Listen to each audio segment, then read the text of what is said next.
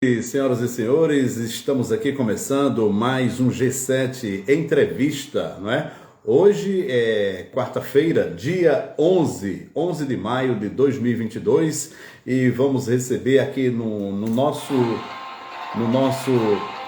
método, na nossa série de entrevista, mais um candidato a deputado. Desta feita, ele é candidato a deputado estadual, vereador recifense, é candidato a deputado estadual pelo PSOL. Ivan Moraes é o nosso convidado de hoje aqui do G7 Petrolina.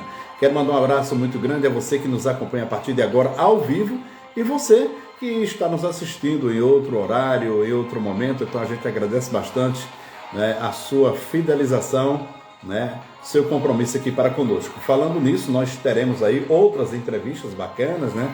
Teremos amanhã, por exemplo, Batista Lima, isso, cantor Batista Lima, ex-Limão com Mel, vai estar conosco aqui no quadro G7 Petrolina, né? Então tem muita gente boa que está chegando aí, viu? Tem muitas novidades, muita surpresa. Nesse mês junino também a gente vai trazer muita gente da área junina, forrozeiros, cantores. Então é só o começo.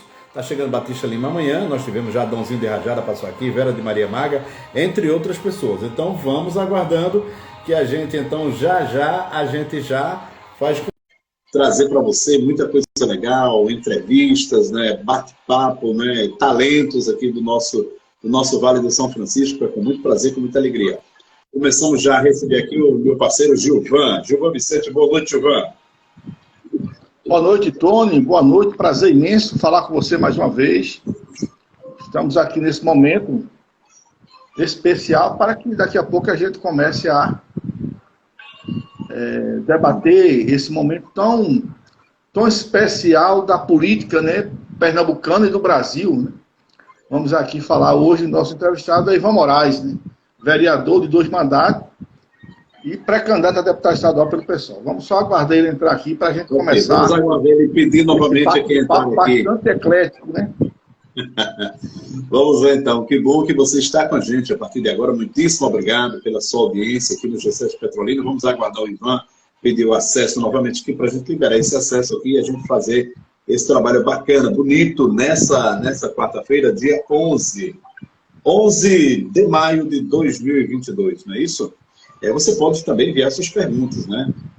Sua pergunta é positiva, é bem-vinda a sua participatividade. Boa noite a todos e a todas. Estamos aqui, Antônia Rosa Nascimento. Tudo bom, Antônia? Obrigado aí, querida. Já chegou aqui conosco. O Nunes também, Nina Nunes, aquele abraço. O Ivan Moraes, nosso entrevistado, está aqui, né? O vereador Recifense pré-candidato. Nilson também já entrou conosco. Tudo bom, Nilson? Deixa eu ver aqui. Outras pessoas vão entrando aos poucos, né? E a gente já pede para... fiquem à vontade, façam de conta que vocês estão na casa de vocês, bem à vontade, não esqueça de participar e formular suas perguntas aqui para conosco. Vamos aguardar o nosso convidado novamente aqui, manter aqui vamos aceitar agora o convite dele, é isso? Para que nós possamos então já trazer. Está chegando, já chegou aqui o nosso convidado. Chegou. Boa noite, Ivan, seja bem-vindo aqui ao G7 Petrolina. Boa noite, gente. Tudo jóia? Um abraço grande para todo mundo de Petrolina, para todo mundo do São Francisco todo, né? Que sei que vocês vão longe. É uma terra que gosto muito. Um abraço especial para o meu companheiro, Máriozinho Ribeiro, pré-candidato a deputado federal, com quem tenho caminhado bastante. Tamo junto. Estou às ordens de vocês. Gilvan, cumprimente o nosso convidado, por gentileza. Prazer, Ivan. Gilvan, do blog Comunidade Petrolina. Seja bem-vindo aqui ao nosso bate-papo. Petrolina vai conhecer um pouco hoje de Ivan Moraes, esse vereador do Recife de 2 mandatos, e que agora está se projetando no âmbito estadual, e que Petrolina e todo o Vale do São Francisco, aí essa live, Ivan, ela atinge todo o Vale do São Francisco, Cabrobó, Salgueiro, Sertão, Central e etc. Então, seja bem-vindo, fale aquilo que as propostas que seus futuros eleitores precisam conhecer, viu? Seja bem-vindo. Prazer grande. Vamos então conhecer um pouquinho quem é o nosso convidado de hoje aqui. Nesse momento a gente vai saber o release aqui, um pouquinho da história dele. O nosso convidado de hoje Ivan Moraes é natural do Recife, é pai, jornalista, sonhador, escritor, conversador, defensor de direitos humanos, vereador do Recife pelo PSOL, é em seu segundo mandato na Câmara Municipal do Recife e atualmente é pré-candidato a deputado estadual. Ao longo dos anos, Ivan encontrou em sua militância e atuação em organizações e movimentos sociais a possibilidade de contribuir para um mundo melhor. Primeiro vereador do PSOL eleito no Recife, que é um grande marco, está em seu segundo mandato. Vê na política institucional um espaço para ampliar sua contribuição para as transformações sociais e também a oportunidade de dialogar com mais pessoas, sempre com respeito, com afeto, carinho, amor e paciência. E também com o coração e a mente abertos para a escuta. Então, um homem bom de ouvir. Vamos lá, então. Pois é, então, mais uma vez, seja muito bem-vindo e vamos lá começar. Eu peço gentileza a você que está nos assistindo agora, também elabore suas perguntas para questionar o nosso convidado aqui, e você também pode compartilhar nossa live, a gente pede já carinhosamente para que você possa compartilhar.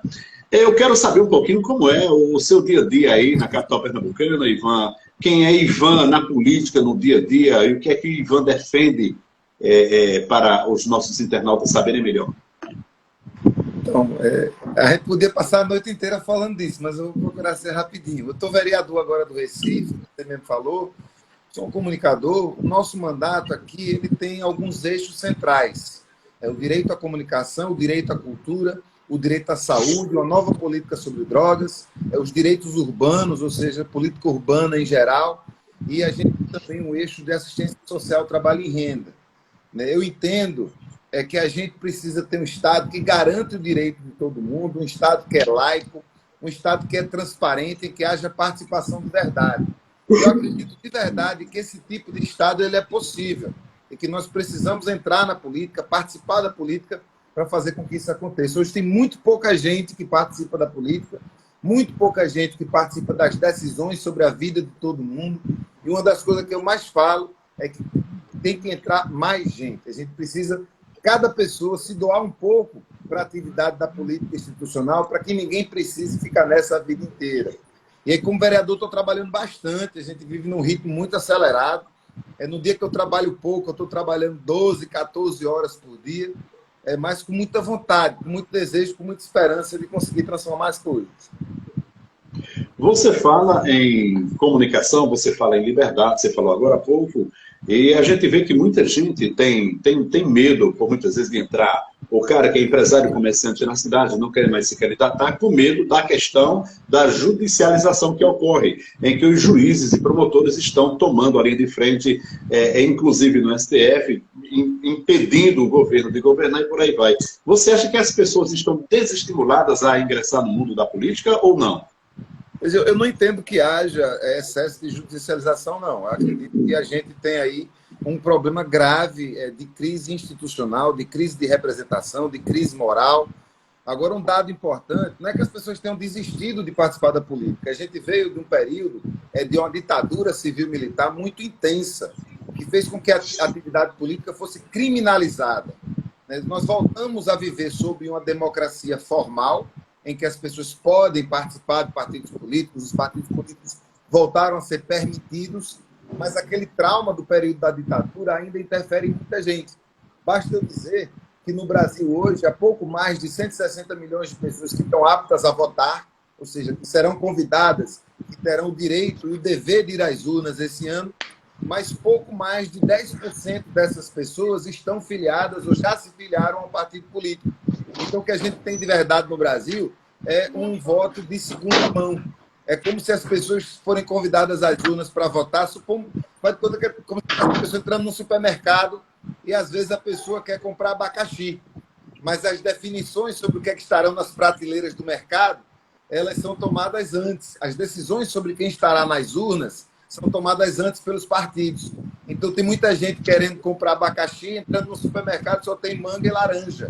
E na política é muito parecido. Eu acredito que a nossa sociedade ainda não compreendeu, no período pós-ditatorial, que se a gente não participa de verdade, se a gente não ocupa esse espaço que sempre foi nosso, a gente vai continuar na mão das mesmíssimas pessoas que já controlavam o país antes do período da ditadura, que controlaram o país durante o período da ditadura e que continuam até hoje controlando o país. São os mesmos sobrenomes, os mesmos perfis, da mesma cor, do mesmo tipo, do mesmo canto, com as mesmas atividades profissionais que continuam dando as cartas na política institucional e, consequentemente, na vida de todo mundo. Eu acho que não houve uma desistência.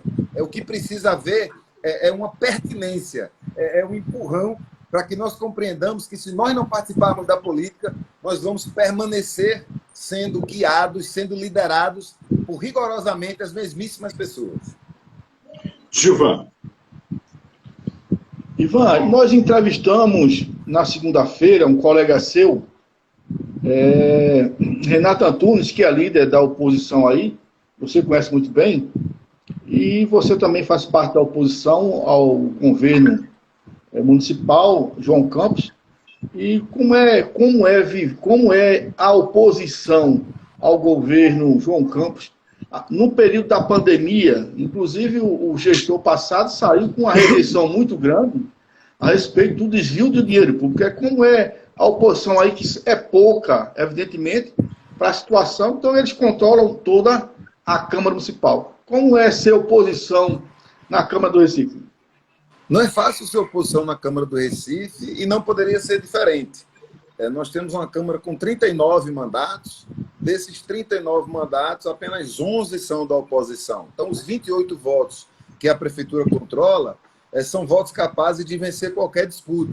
Agora, nem toda disputa ela é travada entre a oposição e situação, porque há outras formas de nós identificarmos os mandatos. Eu acredito que há essa divisão, que é a divisão mais tradicional, né, o que é da oposição e o que é da base, mas hoje também há divisões ideológicas que são muito negritadas, tanto dentro da base quanto dentro da oposição. Então, você cita meu colega Renato Antunes, porque eu tenho o máximo respeito, que hoje lidera a oposição, porque o grupo de vereadores da oposição à direita, a oposição bolsonarista, soma 6 pessoas. Então, 6 ganha de 5. Nós somos 5 na oposição progressista, na oposição à esquerda, e 6 na oposição bolsonarista, a oposição de extrema-direita. E eles têm a maioria da oposição, por isso eles lideram. Mas também na base há uma divisão muito parecida. Há uma base atrelada ao governo, e essa base está sempre atrelada ao governo, seja lá o governo que for, e há mandatos dessa base que estão mais alinhados com o chamado campo progressista, e há mandatos dessa base que estão mais alinhados com o campo bolsonarista. Então, há aí uma Câmara bastante diversa, embora você está mais do que correto. Quando a Prefeitura quer passar o rolo compressor, aí não tem oposição que segure, porque 28 barram qualquer votação sobre qualquer tipo de regime que a gente for votar. É muito difícil fazer oposição numa Câmara, por exemplo, em que nós jamais teremos voto para abrir qualquer tipo de CPI. Porque até para protocolar uma CPI você precisa de 13 assinaturas. Estou dizendo nem para aprovar. Isso é para pedir, para submeter a uma votação. Então é muito complicado, é muito difícil, o que atesta, mais uma vez, que nós precisamos de mais gente na política. Porque quando você vai ver, são mandatos que estão se renovando ano após ano, eleição após eleição, e que funcionam muito da mesma forma. Então, hoje a gente tem um governo do PSB, que é um governo que se identifica mais com o centro, às vezes mais para centro-direita, às vezes mais para centro-esquerda, mas assumindo um mandato de direita, o costume da Câmara que a base siga o governo. Se assumir uma prefeitura mais de esquerda, se mantiver práticas semelhantes, é comum que a maior parte da base também se locomova. Porque a forma do fazer político continua atrelada a um formato tradicional, antigo, um formato que nós precisamos, de fato, superar. Tem várias perguntas chegando aqui, daqui a pouquinho. Mas vamos à primeira aqui, deixa eu ver aqui. O Ivo, ele pergunta: uma certa vez questionei um juiz de direito se alguma coisa lhe tira do estado normal. Se lhe tira do estado normal é droga, porque é proibida uma e outra não, um tipo de droga, outra não. Por que não proibir as duas? O cigarro também, que tem 4.700 substâncias maléficas. Uma vez que parece-me que você é defensor também da liberação das drogas ou não? Eu não sou a favor da liberação de droga nenhuma. Eu defendo Não. que haja uma nova política sobre drogas. Eu entendo que o proibicionismo, se ele tinha, em algum momento, o objetivo de fazer com que pessoas consumissem menos substâncias que as prejudicam, falhou miseravelmente. É porque, ano após ano, o resultado é justamente inverso. As pessoas consomem mais substâncias que as prejudicam e as consomem sem absolutamente nenhum controle do Estado. Eu sou a favor de uma política de drogas que reconheça que nem todas as pessoas que utilizam substâncias psicoativas fazem uso problemático delas. Eu sou a favor de uma política de drogas que compreende, por exemplo, que a maconha é uma planta e que tem que ser tratada como uma planta é tratada. Então, isso não tem nada a ver com liberação. Isso tem a ver com a percepção de que esses quase 100 anos que nós temos no Brasil de proibição rigorosa, de uma política que nós chamamos de proibicionista, que faz com que diversas substâncias sejam proibidas. E outras tantas substâncias que também causam efeitos psicoativos, que também causam mal à sociedade, permaneçam liberadas, é uma política racista, é uma política que tem na sua base não o bem-estar das pessoas, mas tem na sua base uma preocupação política, econômica e racial, que hoje em dia, em 2022, já não faz mais nenhum sentido. O Ivo ele falou aí, por exemplo, do exemplo do álcool. Então, se fosse por uma questão de saúde, a gente já estaria proibindo o álcool, o cigarro, o açúcar, a gordura e tantas outras substâncias que, de fato, fazem mal. Eu acho que nós precisamos entender que pessoas adultas precisam ter o controle dos seus próprios corpos e, mais do que tudo, que a educação, a forma eficaz de fazer com que pessoas reconheçam o que é que lhe faz mal e o que é que ele pode fazer bem, é muito mais eficiente do que qualquer proibição. Vide o que aconteceu com o cigarro. Nós jamais proibimos o cigarro, mas num determinado momento, à custa de muita luta, né, à custa de uma luta ferrenha contra um setor altamente poderoso financeiramente, nós empreendemos uma política muito eficaz de combate ao fumo. Hoje você não pode ver propaganda de cigarro na televisão, porque é proibido. Hoje, empresas, marcas de cigarro não podem patrocinar competições esportivas, como no nosso tempo de criança acontecia muito. Hoje, no pacote do cigarro, vem aquelas imagens, aquelas mensagens que incentivam as pessoas a não fumar, e, de fato, foi uma política que fez efeito. As pessoas diminuíram muito o consumo do cigarro tradicional, o cigarro de nicotina. Então, o que nós precisamos para o álcool é semelhante. Não cabe mais ter propaganda de cerveja na televisão, fazendo com que a cerveja seja associada a um comportamento saudável, o que nós sabemos que não é. Né? O índice de pessoas que dão entrada no SUS por conta de efeitos negativos de cigarro e de álcool é muito grande. São as drogas que mais matam no nosso país. É o álcool e o tabaco.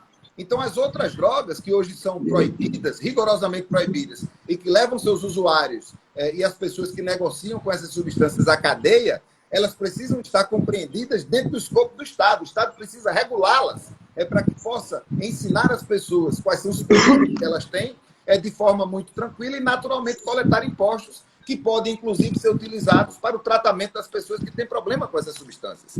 Então, isso não tem nada a ver com liberação. Isso tem a ver com uma política séria, racional, baseada na ciência e sem tabu.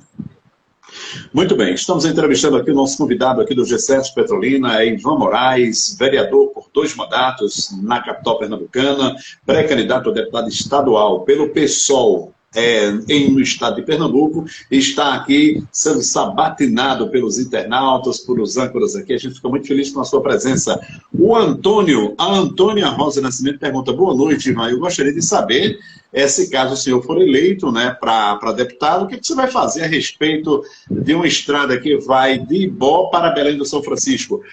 Responda daqui a pouquinho, Ivan, por gentileza. Enquanto isso aqui, vamos mandar um abraço aqui. Quem está entrando aqui, conversando conosco, o Arca Azul entrou aqui, Cunha também aqui, Ivo Boneco, né? Obrigado pela resposta lá de trás, ele está agradecendo aqui. Deixa eu ver quem mais.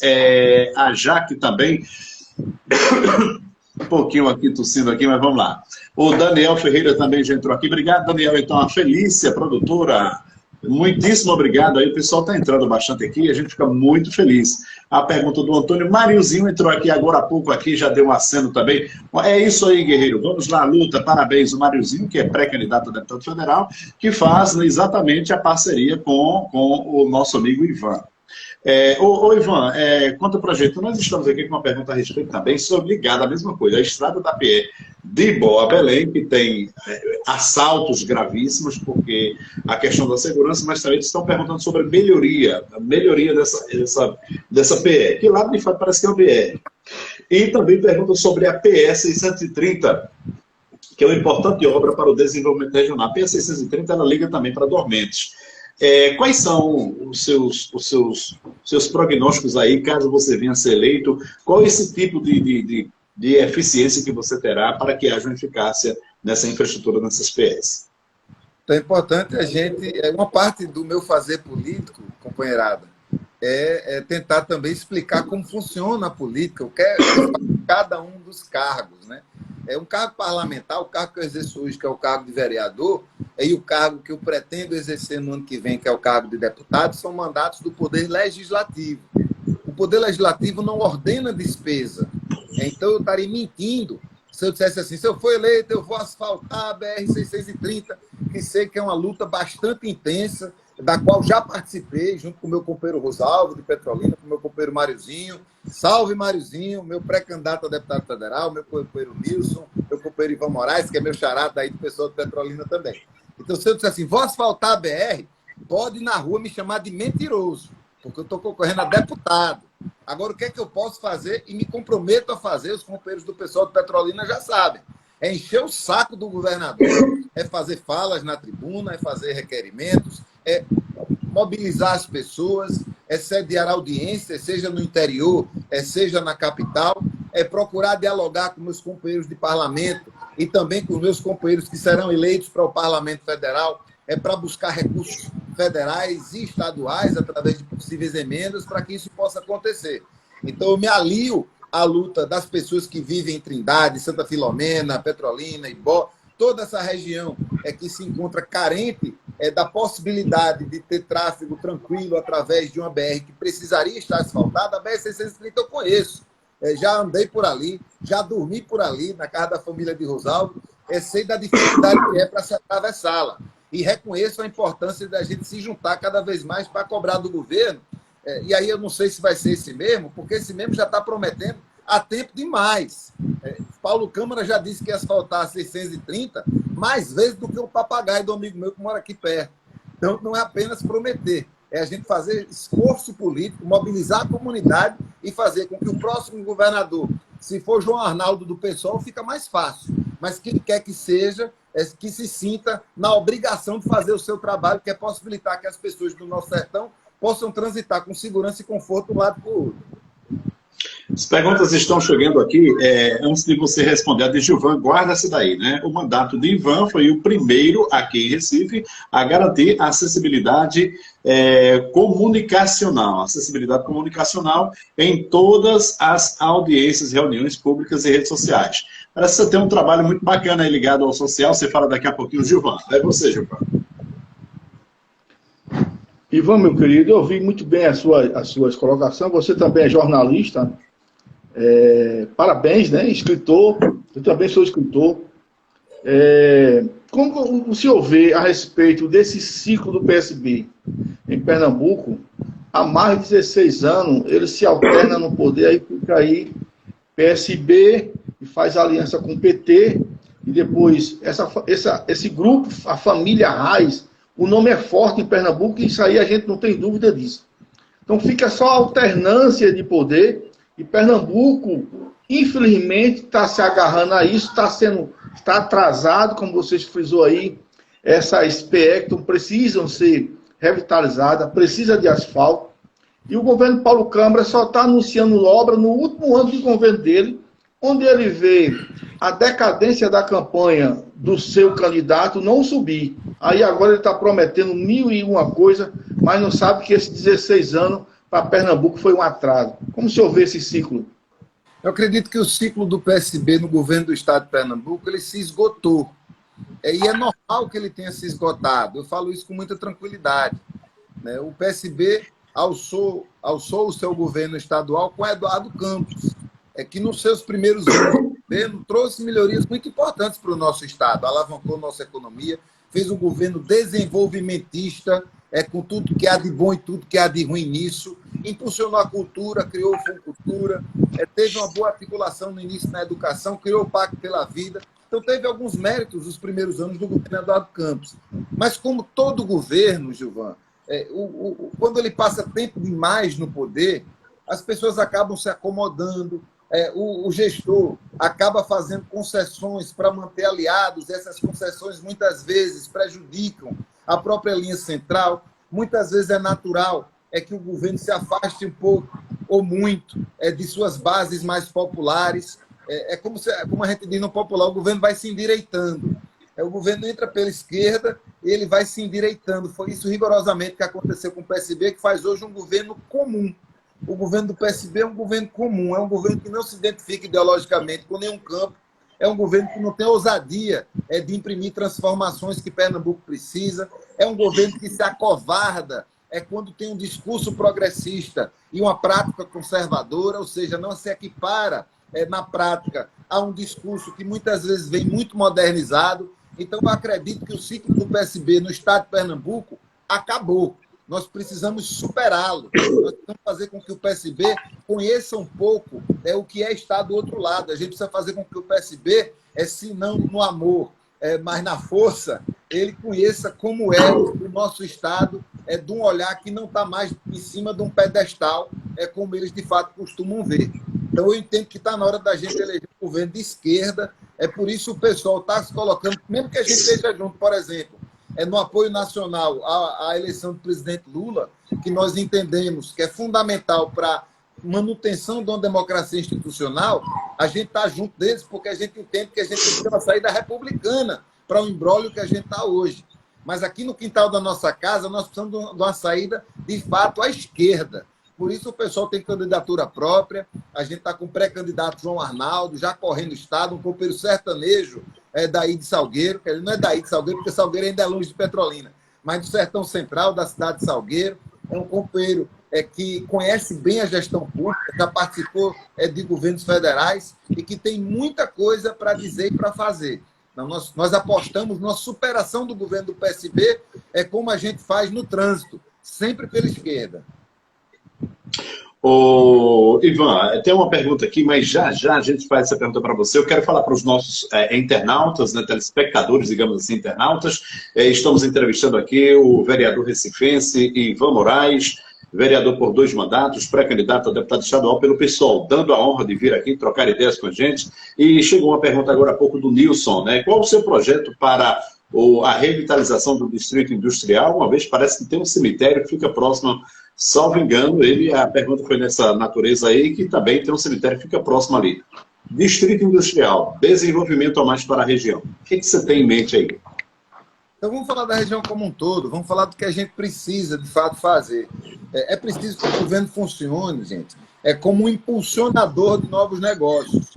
É preciso que o governo compreenda, por exemplo, que adianta muito pouco para a população, e aí não é qualquer negócio. É preciso que nós compreendamos que o governo tem que impulsionar negócios que possam gerar renda para as pessoas. E por que eu negrito sempre as pessoas? É porque tem sido muito comum que governos ofereçam grandes e vultuosos descontos, incentivos fiscais, para que grandes empresas, que muitas vezes atuam de forma que prejudica a nossa economia, com muito dinheiro. E aí deixam de pagar impostos, por exemplo. Então é preciso que a gente invista, se for investir, por exemplo, na agricultura, a gente tem que compreender que a agricultura agroecológica, a agricultura familiar, precisa vir na frente. Tem que ter mais dinheiro para quem planta comida do que para quem planta cana, por exemplo. Quando a gente fala de indústria, de comércio, é importante que a gente reconheça as capacidades naturais de cada região e compreender como é que essas capacidades possam dialogar com o contemporâneo, que garanta também o direito ao trabalho para quem trabalha. Então, não é somente distribuir dinheiro para grandes empresas, é nós compreendermos que a gente vive num momento muito crítico da nossa economia e os governos em geral, e o nosso governo de Pernambuco tem um papel fundamental impulsionando novos arranjos econômicos que possibilitem que as pessoas possam se manter. E aí, deixa eu dar uma ideia que pode parecer uma ideia radical, mas que não é. Cada vez mais, no mundo inteiro, nós temos visto países trabalhando a maconha medicinal como uma pauta também econômica. Nos Estados Unidos, em 2021, no ano passado, foram criados 100 mil empregos a partir da indústria da terapia utilizando medicamentos à base de maconha. Hoje, já há 500 mil pessoas que trabalham nesse setor, que no ano passado gerou nos Estados Unidos 25 bilhões de dólares. Isso dá 125 bilhões de reais. Isso dá mais de 20 vezes o orçamento completo de uma cidade como Recife. E tem produzido medicamentos que têm ajudado na vida de muita gente. Então, Pernambuco, que sempre teve que lidar com o estigma da maconha, da criminalização da maconha, com a quantidade de pessoas que entram no crime, que se submetem a uma ótica criminosa a que está submetida essa planta. Então, você imagina se a gente tivesse, por exemplo, eu estou pensando alto, mas estou pensando sério, um programa estadual da maconha medicinal que pudesse fazer com que nós possamos, do sertão ao litoral, em terras que são pertencentes ao Estado, plantar essa planta e elaborar, fabricar remédios no laboratório público, que é o LAFEP, gerando emprego, renda e remédio para quem precisa. Deixa eu te dar um exemplo aqui pertinho da gente, que nem é o governo que está fazendo. Aqui na Paraíba existe uma associação chamada Abrace. Ela obteve hoje já licença, não estou falando nem de mudar a lei, viu? Essa associação obteve licenças especiais para plantar 4,5 hectares de maconha em Campina Grande. E hoje eles estão produzindo remédio e atendendo a 26 mil famílias no Brasil inteiro. E estão naturalmente faturando bilhões de reais. Então, por que um governo, feito o governo de Pernambuco, que possui um laboratório, que é o LAFEP, que já se adequa às normas de segurança a que a Anvisa propõe? Porque a gente não faz com que esse laboratório possa produzir o óleo que é derivado dessa planta e a gente possa tratar a planta como planta, tratar doente com remédio e gerar emprego e renda para quem precisa em toda essa cadeia produtiva. Eu acho que a gente precisa pensar um pouco fora da caixa. E acho que esse é um caminho interessante. O que sobra, o que não dá para fazer remédio, pode fazer camisa, calça, corda, rede de cavalo, pode fazer corda de paraquedas, vela de barco, pode fazer tênis, pode fazer shampoo, pode fazer creme de maquiagem. Há uma enormidade de formas em que essa planta pode ser utilizada e nós estamos deixando de utilizar porque ela foi criminalizada por conta de das centenas de usos que ela tem. É um debate que tem que ser muito aprofundado, tem que ser até nível nacional, tem que participar, a sociedade civil tem que participar. Isso. Aí eu acredito que na diplomacia... Tem que ser feito de forma séria, honesta. De forma séria, exatamente. De maneira pejorativa não dá, né? Exatamente. Gilvan, com você. Pegando o gancho da canabidiol, o canabidiol, né, é o derivado da maconha, né, que trata pessoas com epilepsia, né, e o índice de redução quem usa o canabidiol, a redução de epilepsia é mais de 90%. Eu li o que você acabou de fazer sobre na Paraíba, li o conteúdo tudinho, muito boa aquela associação que faz isso, tá de parabéns. Mas dentro desse contexto aí que teve uma celeuma entre o senhor e o pastor Técio, né, lá na Câmara, eu estava assistindo aqui online, ele fez a respeito daqueles outdoor que foi colocado lá, teve uma celeuma grande falando que o senhor fez apologia à maconha, aí segundo ele retrata mesmo, que ia entrar com uma representação no MPE, né, no Ministério Público daí, contra o senhor. Como foi isso aí? Já resolveram aquela celeuma? Como é que tá isso aí?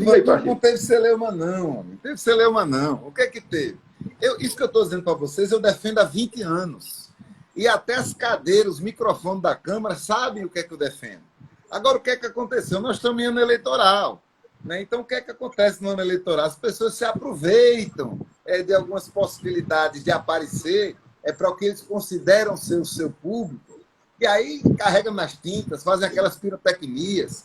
Então, houve alguns políticos e alguns pretensos políticos que quiseram surfar nessa onda, achando que eu ia bater boca com eles. Mas eu não bato boca com esse povo, gente. Eu converso de forma séria. Eu falo de uma planta do jeito que a planta merece ser tratada. Né? Eu converso com esse rosto de quem está tranquilo, falando a coisa certa, do jeito certo, na medida certa, no tempo certo. Eu reconheço que hoje não falar do uso medicinal de uma planta que é conhecida pela humanidade há milhares de anos é perder o que se chama do cavalo selado.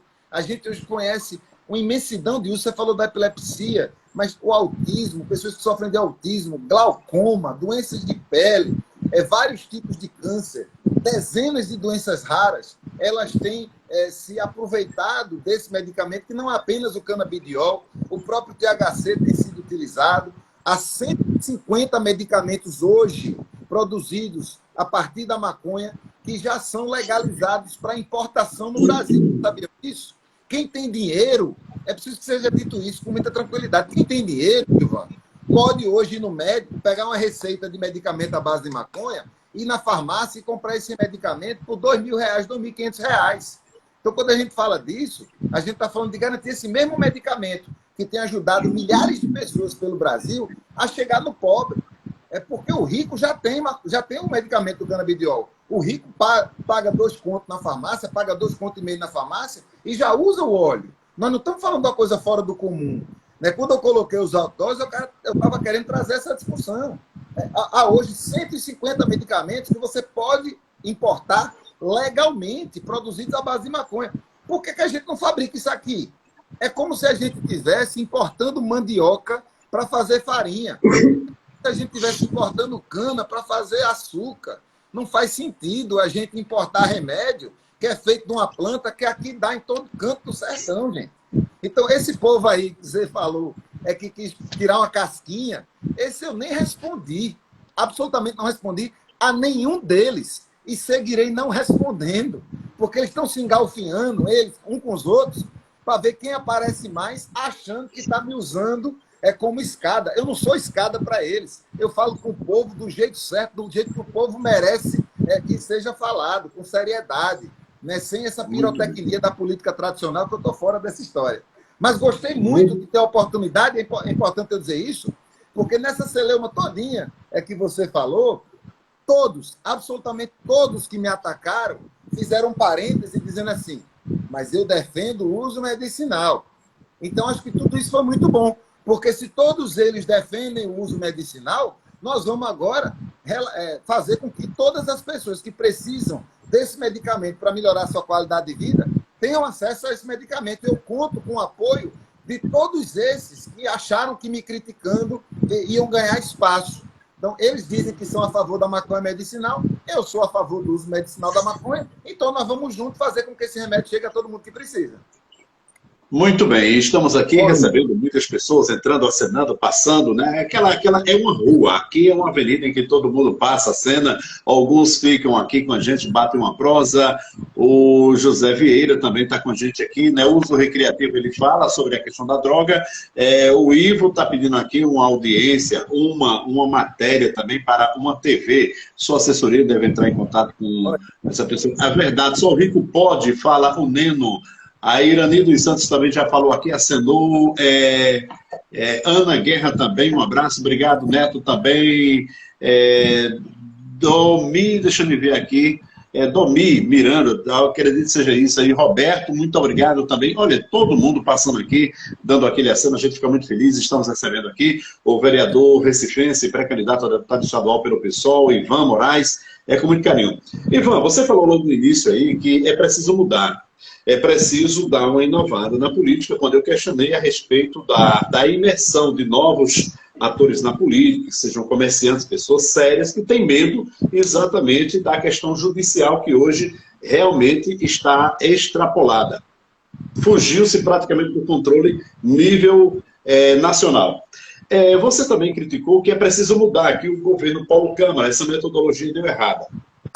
E você fala que precisa oxigenar a política. Como é que oxigena a política se muitas pessoas defendem a volta de Lula, que teve petrolão, teve prisões, né, de ministros dele, então comprovadamente preso em 3 instâncias, comprovadamente, com devolução de dinheiro, as empreiteiras, ministros seu fazendo delação premiada. Votar em Lula não é voltar para a mesmice que você aponta que nós devemos seguir outro rumo ou não? Antes eu preciso me corrigir. Comprovadamente, o juiz que julgou Lula é um juiz ladrão, que foi denunciado, inclusive, pela ONU. Então, não houve julgamento sério sobre nenhum crime ao qual o ex-presidente Lula foi acusado. Isso não sou eu nem que estou dizendo. O próprio Temer já disse enfim, o STF já reconhece, então não houve nenhuma condenação legítima sobre o ex-presidente Lula. Agora, você não acha que houve uma manobra do STF? Boa. A sua pergunta é muito boa. De fato, a candidatura do ex-presidente Lula não é uma candidatura contemporânea, não é uma candidatura que traz uma nova visão da política. Você está absolutamente correto. Agora, é a candidatura mais forte hoje no cenário político nacional que se contrapõe a um projeto de barbárie. Então, o que nós estamos vivendo hoje é um projeto absolutamente de barbárie, é um projeto que foi responsável por centenas de milhares de mortes, é um projeto eivado de corrupção, né? O governo Bolsonaro é um governo absolutamente corrupto, é um governo que comeu propina, comeu topo para esconder vacina do povo, né? Em que militares, que ninguém sabia de onde, negociavam vacina em nome de laboratórios, é um governo que tem hoje mais militar ocupando cargo do que tinha no tempo da ditadura, é um governo que diariamente, se você pegar 4 coisas que acontecem todos os dias no governo Bolsonaro, qualquer uma delas isoladamente derrubaria qualquer outro governo. É o governo que criou o orçamento secreto, que comprou o Centrão como outros tinham comprado, mas comprou de uma forma absurda. Hoje é refém de um Congresso Nacional, o mais corrupto da história do Brasil. Então eu entendo que votar no presidente Lula hoje é a gente ser capaz de começar a discutir política. Enquanto Bolsonaro e toda a sua agência possível. Então, eu compreendo que o ex-presidente Lula ele está se aliando a tudo que existe no campo republicano, mesmo que nós discordemos. Então, pode dizer que Geraldo Alckmin é novidade. Não é novidade, Geraldo Alckmin não acaba de direita. Né? A direita está apoiando o ex-presidente Lula. O ex-governador Geraldo Alckmin é uma prova disso. Então, há hoje uma frente ampla se formando em defesa do presidente Lula para que a gente possa voltar a um tempo em que a gente possa, pelo menos, discutir política. Porque hoje a gente está vivendo num tempo que não dá nem para discordar. É porque nós temos um governo que ele não é nem de direita. A gente tem um governo que é extremista. A gente tem um governo que é miliciano. A gente tem um governo que é contra a própria política. A gente tem um governo que não perde uma oportunidade de atacar as instituições do nosso país. Então é preciso, não é porque eu desejaria ter a possibilidade de eleger um governo diferente, um governo na esquerda. Eu adoraria que a gente tivesse uma conjuntura política que nos permitisse, enquanto pessoal, a ter uma ideia radical de transformação do nosso país. Mas, infelizmente, a conjuntura não nos permite. Né? Hoje eu votaria em qualquer candidato da democracia dentro do campo republicano que tivesse chances reais de derrotar Bolsonaro. Então, o meu voto ao ex-presidente Lula é um voto certeiro, um voto tranquilo.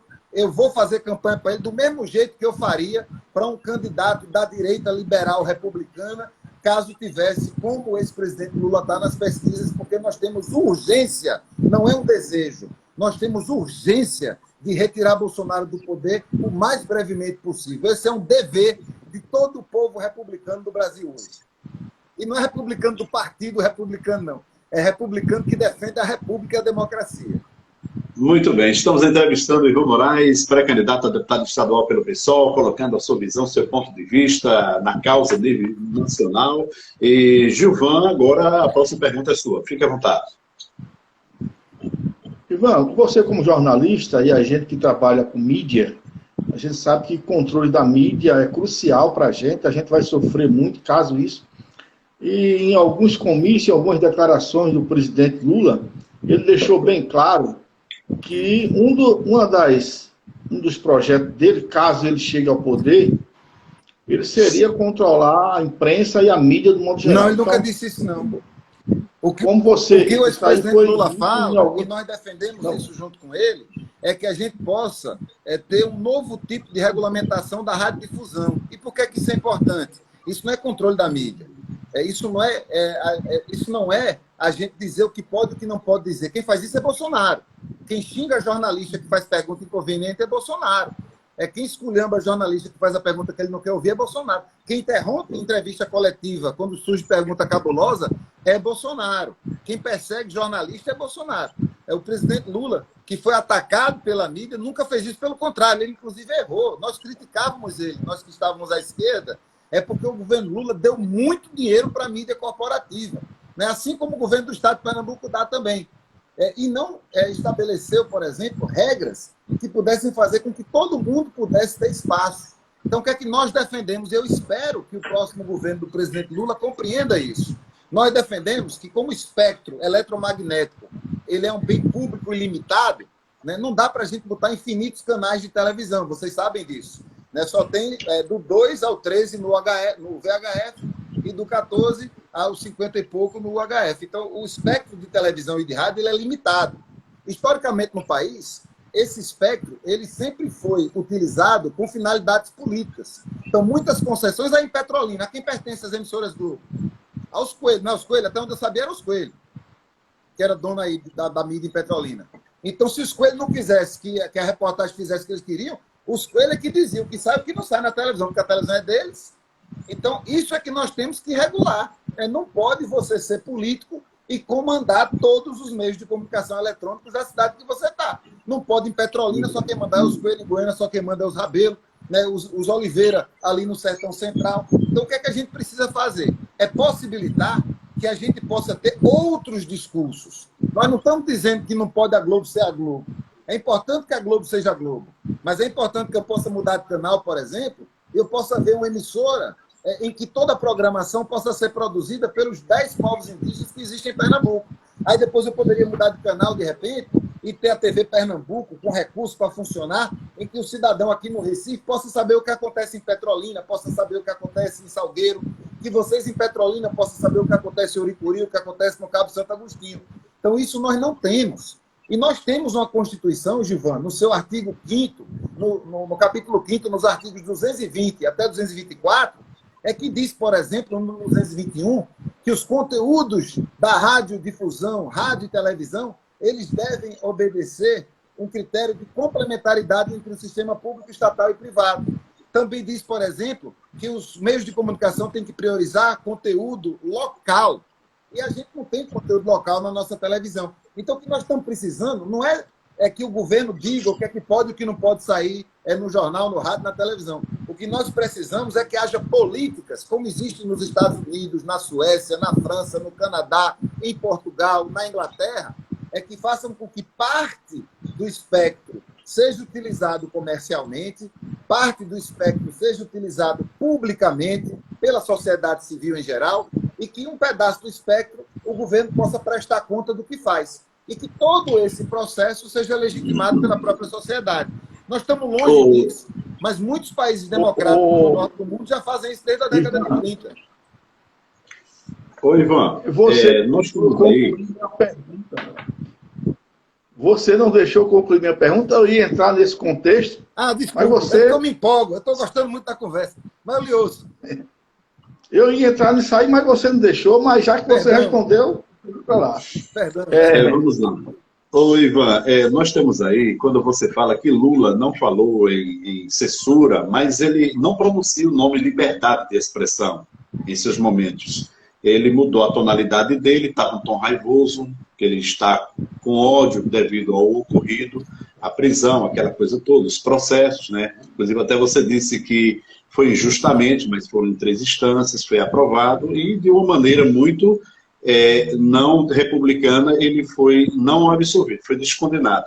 Mas de qualquer forma, eu queria que você falasse para a gente o seguinte, ele fala que deseja implantar, isso já tem gravado, deseja implantar um modelo cubano e venezuelano aqui no Brasil. O que você diz a respeito disso? Onde é que você viu isso, irmão?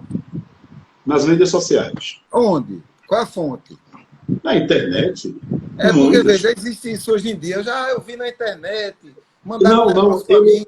Eu não conheço nenhuma declaração do ex-presidente Lula dizendo que quer implantar o regime venezuelano cubano aqui. Não sei disso. Foi no momento... É como se fosse mentira. Eu respeito o que você está dizendo. Mas para mim é como se fosse mentira, porque eu não tenho essa informação. Tem um vídeo que ele fala que ele está caminhando ou então Hugo Chávez, quando vivo, e fala que o Brasil tem que seguir o mesmo exemplo. Em que e contexto?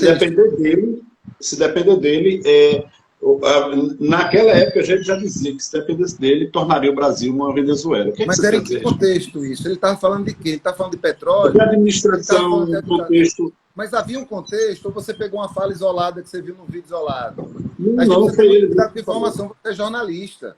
Eu sou jornalista, o Pedro Gilvan é jornalista. A gente vive num momento muito crítico. E nós que somos comunicadores temos uma tarefa e um dever importantíssimo de não reproduzir o que a gente não tem certeza que é verdade. Especialmente quando se pega um pedaço de um trecho de um vídeo que ninguém sabe quando é que foi, Chaves está morto há muito tempo, e se descontextualiza, querendo trazer para a realidade um negócio que talvez não faça mais nenhum sentido. Então é muito importante a gente ter cuidado com a informação. É leviano fazer esse tipo de ilação. Eu não conheço no plano de governo que está se trabalhando no presidente Lula nenhuma referência a nenhum tipo de censura. Eu conheço porque eu interfiro nisso. A liberdade de expressão e o direito à comunicação é o meu tema de estudo. Fiz mestrado sobre isso. Estou muito preocupado, acho que a sua fala me deixa mais preocupado ainda, sobre a nossa tarefa enquanto jornalistas, enquanto responsáveis pela informação que a gente distribui, porque a gente não pode estar distribuindo coisa pela metade. A gente tem que saber tudo. Quando a gente vai dizer, fulano disse isso, a gente tem que dizer em que contexto, quando, de que forma, o que estava acontecendo ao redor, a que ele se referia. Eu não estou sentindo o presidente Lula raivoso, pelo contrário, eu estou sentindo o presidente Lula até leve demais. Eu estou achando que ele, muitas vezes, acha que está com a eleição ganha. Eu acho que vai ser muito dura essa eleição. Eu tenho sentido o Bolsonaro meio desesperado, meio de vez em quando dizendo que não vai aceitar qualquer resultado. Antes era o voto que era impresso, agora não é mais o voto impresso, agora ele quer que os militares façam uma contagem paralela. Aí você me pergunta qual é a fonte é o próprio o presidente Bolsonaro, nas lives que faz, que são transmitidas o tempo todo, que são contextualizadas pelo próprio presidente. Eu acho que não há nenhum tipo de balanço possível entre um presidente, que é Lula, com todas as críticas que tenho a ele, sempre tive, que passou 8 anos no poder e o seu partido passou mais de 12, passou 14 anos no poder e em nenhum momento ameaçou a democracia, em nenhum momento ameaçou a liberdade de imprensa, em absolutamente nenhum momento impôs qualquer medida autoritária ao país, comparar com um presidente que acabou de entrar e que não perde nenhuma oportunidade de atacar a democracia. Nós não estamos vivendo num regime comum, gente. Nós não estamos vivendo num governo de direita. Nós estamos vivendo num governo proto-fascista, que inclusive utiliza símbolos que se relacionam a regimes autoritários que aconteceram no pós-guerra. Isso nós não podemos achar que é tranquilo. Quando eu falei para você que a respeito, que você fala que não, eu estou preocupado, mas a questão é que há o vídeo, sim, dele tem um caráter de veracidade muito grande. Infelizmente, ele falou isso no passado. Pode não refletir no momento hoje. Eu queria que você me falasse... Ivan, só um minutinho. Eu queria que você me falasse um pouquinho a respeito... Se por acaso estiver no segundo turno, hipoteticamente, Anderson Ferreira e Danilo Cabral, em quem você votaria para governador de Pernambuco? Eu prefiro que o companheiro João Arnaldo esteja no segundo turno, eu fazer uma campanha lindamente para ele. Se não tiver... Indo para o segundo turno, qualquer candidato que apoie o governo Bolsonaro, o desgoverno Bolsonaro, eu fecho os olhos e voto no outro sem sombra de dúvida. Quem quer que seja.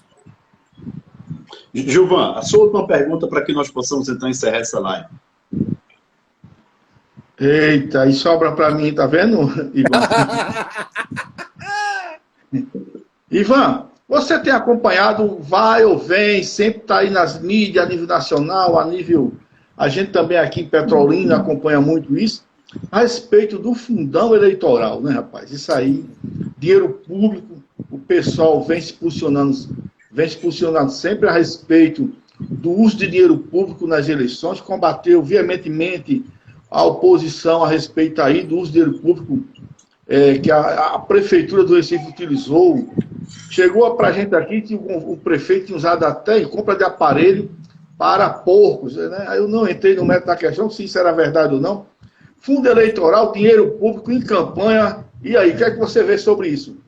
Nós defendemos que as campanhas eleitorais sejam exclusivamente patrocinadas com dinheiro público, mas não tanto. Por que eu estou dizendo isso? Porque eu defendo, eu estou falando por mim, não estou falando pelo partido. Eu defendo, por exemplo, que as campanhas eleitorais fossem todas elas produzidas pelo próprio Tribunal Superior Federal. Então, se fariam a licitação pelo menor dinheiro, se contratavam as produtoras e as próprias candidaturas iam ter que ir no estudo previamente feito igual para todo mundo, iam ter que olhar para a Câmara e defender o seu projeto. Campanha barata, campanha simples, sem grandes valores, porque quando entra muito valor, o poder econômico lidera. O que é que aconteceu? Se começou a haver financiamento público, que por um lado seria positivo, mas duas questões. Primeiro, muito dinheiro, que é de fato um grande absurdo. E segundo, nós ainda não proibimos o uso de recursos privados, embora hoje, corretamente, CNPJ não pode mais fazer doação, apenas as pessoas físicas podem fazer doação. E aí o que é que os políticos que estão em Brasília fizeram, particularmente aqueles que lideram o chamado Centrão? Eles aprovaram o maior fundo eleitoral da história da democracia formal brasileira.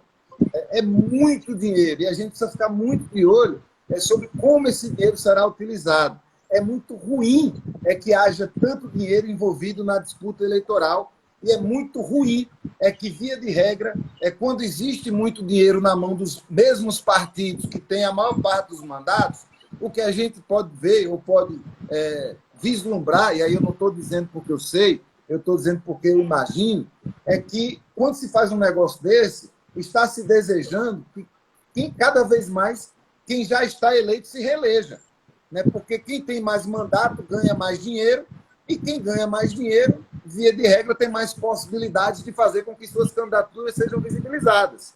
Então, essa artimanha que foi feita por este Congresso, possivelmente um dos mais corruptos que o Brasil já teve, é uma artimanha que visa principalmente a reeleição de quem está lá, né? É uma artimanha que nós criticamos, é uma artimanha que nós votamos contra, né? E agora a gente vai ter que lidar com essa tromba. Qual é a solução para isso? Mudar o povo. Agora é difícil você mudar o Congresso quando o Congresso está cheio de dinheiro no bolso para ser reeleito. Vivemos um dilema, vivemos um momento muito difícil da nossa democracia. Sua pergunta é muito pertinente.